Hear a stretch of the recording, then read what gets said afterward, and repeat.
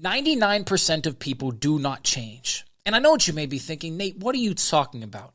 Of course people change. People change all the time. You've seen it in your own life. People change cities, people change careers, people even change their hairstyles. So what are you getting on about? Well, in that sense, I have to agree with you. I've seen it with my own eyes. I've seen it in myself. People do change constantly. But in this video, I don't want to talk about this sort of change. No, I want to talk about something deeper and more fundamental. And in order to do so, I need to tell you a story about a move that changed my life. See, in 2022, I was fed up with my hometown, and I felt like I had to leave or else I'd never be able to. I felt like I was going to be trapped if I didn't escape soon. And by June, I decided to completely wing it. I looked at a map, I picked a city at random, which ended up being Nashville, Tennessee, and I made my plans. I packed my bags, loaded them in my Acura, drove down south, made the 8-hour trek, picked out an apartment, got a job, and I had a new life. And I needed to do this because, well, Pittsburgh, I had too much history with the city. I had too much trauma, too much baggage. And I felt like if I left, well, I'd be able to write a new story for myself. And in a sense, that was true because once I got down there, I did feel like a new person. I changed a lot of things. I started working out twice a day. I cut out booze. I cut out weed. I started reading all the time, learning about various subjects that I had wanted to learn about for a long time. I started making content on TikTok. I was gaining a following. Life was getting better. But there was one night when I realized nothing had changed at all. And it's the one night I decided to drink down there. I got a bottle of wine, and then I decided to get another bottle of wine.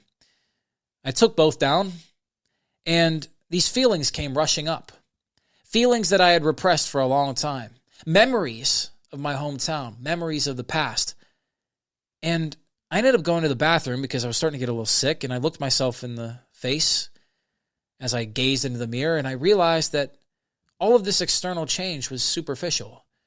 It hadn't changed anything.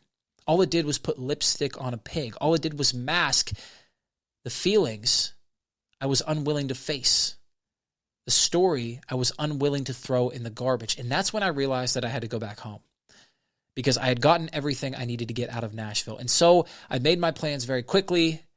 I drove up north, and I went back to face the city that I had so many bad memories in. The city I currently live, by the way. And once I got back home, I realized just how difficult this was going to be because these feelings are tough to shake. These traumas are really, really tough to unshackle yourself from. It's not an easy task. Sophia Falcone couldn't do it very easily in the HBO series The Penguin. If you've watched it, you know. Sophia Falcone is the daughter of Carmine Falcone.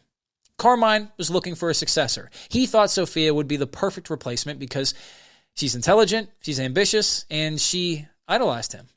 But then she came to find out that he was doing some pretty shitty stuff behind the scenes. And in fact, he was responsible for the deaths of many women, including her mother. And so she had second thoughts of running this dirty empire, an empire sullied by his actions and his behaviors.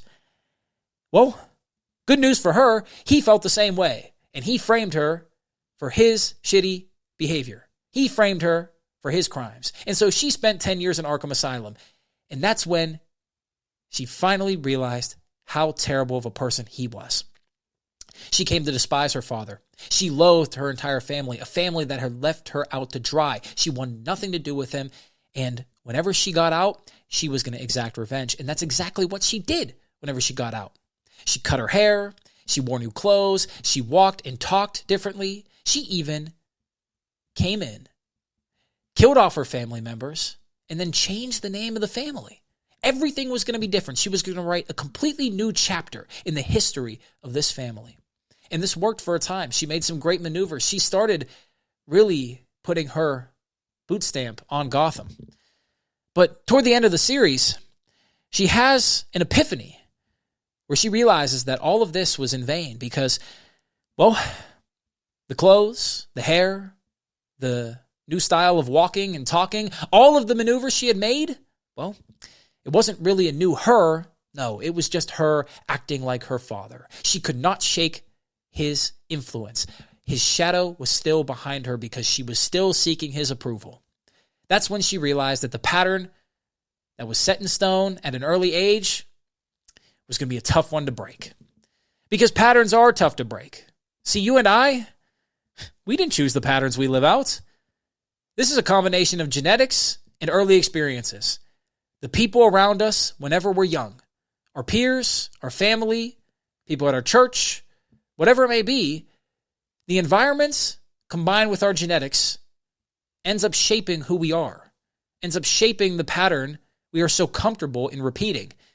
And until you and I accept this, nothing in our lives is going to fundamentally change. We can change the external. We could date a new person. We could move to a new city. We could try our hand at a new business or career, but inevitably we'll come to find that nothing changes. You see this in the Trailer Park Boys. Ricky, Julian, Bubbles, they do the same thing season after season with a slight twist. They plan to sell the dope this way. They grow the dope over here. They come up with a new scheme to hide the dope from Leahy. Whatever it is, the boys think they're going to get away with it, but they never do because nothing fundamentally changes. Their psychologies haven't changed, their insecurities haven't changed, their fears haven't changed, and their weaknesses haven't changed. And until you change those things, nothing will change. The pattern will repeat, and you'll be dumbfounded when it does, just like I was after coming back from Nashville to Pittsburgh. This is what 99.9% of humans don't understand. And if only Howard Hughes could have understood this, because even though he's looked upon as an American maverick, a pioneer in business and entrepreneurship, he was a terrible businessman. He couldn't run a business to save his life. He bankrupted multiple studios. He couldn't fulfill orders for planes during World War II and the Vietnam War for the American military. And he only had one hit movie, Hell's Angels, which, by the way, he shot $2 million over budget, and it took him way longer to finish than he had planned, 4 years, I believe. Howard Hughes was a terrible businessman because he had fears and insecurities and paranoia that he didn't heal. He didn't transfigure his pattern. It was set in stone, and he was dumbfounded every single time that it continued to pan out the exact same way. This is what 99.9% of humans don't recognize. The pattern of your life has been set in stone, and only until you recognize it, you cannot be aware of when you're repeating the actions you're so familiar with. If you can look yourself in the mirror, though, and come to terms with the fact that you are repeating the same pattern, that you have been spinning your wheels, chasing your tail over and over and over again all your life, then maybe, just maybe, you give yourself a shot. But if you don't, if you refuse to look in the mirror, if you refuse to take accountability for this pattern that you didn't create, by the way, but is there, then nothing will change. Your life will stay the same, and you will think that you're making progress. You will think that you're almost there when, in truth, all the things you want and everything you want to be will never quite be yours. And in fact, if you want a good song to listen to that embodies that topic, I actually just released one called Not Quite Mine. Link will be in the description. With that being said, if you gained value out of this, subscribe to the channel. I appreciate you very much. And if you have any suggestions for future content, please comment it down below. With that, I say, have a great night or day, depending on where you're at, what time it is. And I'll see you in the next one. Much love. This is the New Da Vinci. God bless.